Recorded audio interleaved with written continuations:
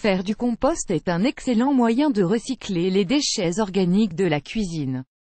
C'est vrai aussi bien pour les épluchures des fruits et légumes que pour tous les restes de nourriture.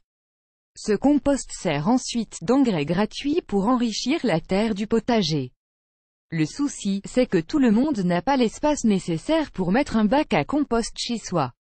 Et encore moins quand on habite en appart, et si on vous disait que l'on peut tout de même avoir de l'engrais naturel issu de la cuisine sans pour autant faire de compost, voici comment fertiliser la terre de son potager sans faire de compost.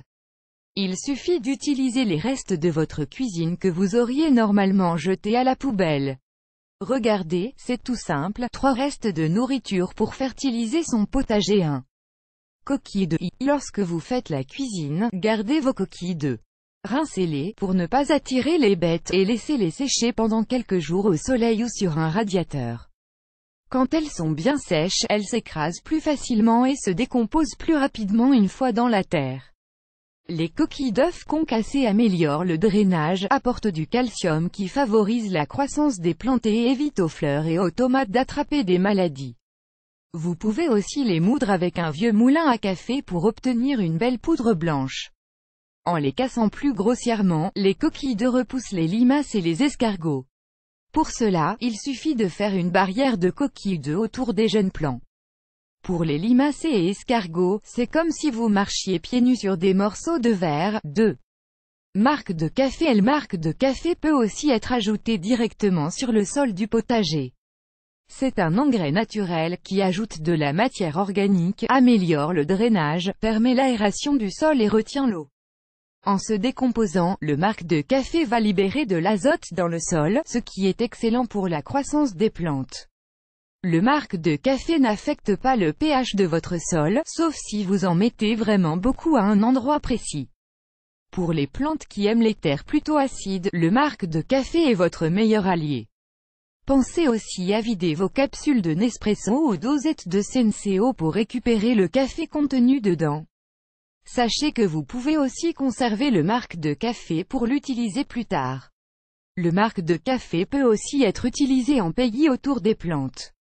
Et ne vous inquiétez pas, même les vers de terre adorent se donner un petit coup de fouet avec de la caféine. Si le marc de café est un peu moisi, pas d'inquiétude à avoir, cela fait partie du processus naturel de décomposition.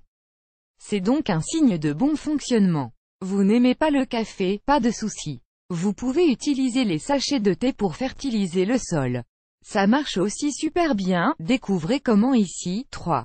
Peaux de banane. Mettre des peaux de banane dans la terre de votre jardin est un autre moyen d'augmenter la fertilité de votre sol naturellement. Pour cela, il suffit de mettre les peaux de banane telles quelles dans le sol ou les couper en très petits morceaux.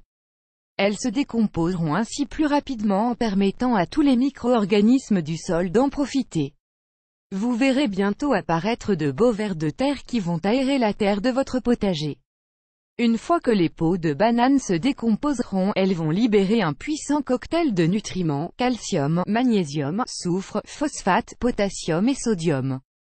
Tous ces nutriments aident les plantes à bien pousser pour développer leurs fruits et leurs fleurs, y compris les rosiers qui en sont particulièrement friands. Découvrez ici d'autres utilisations des peaux bananes. À votre tour, vous avez testé ces engrais naturels pour améliorer la terre de votre jardin? Dites-nous en commentaire si ça a été efficace pour vous. On a hâte de vous lire.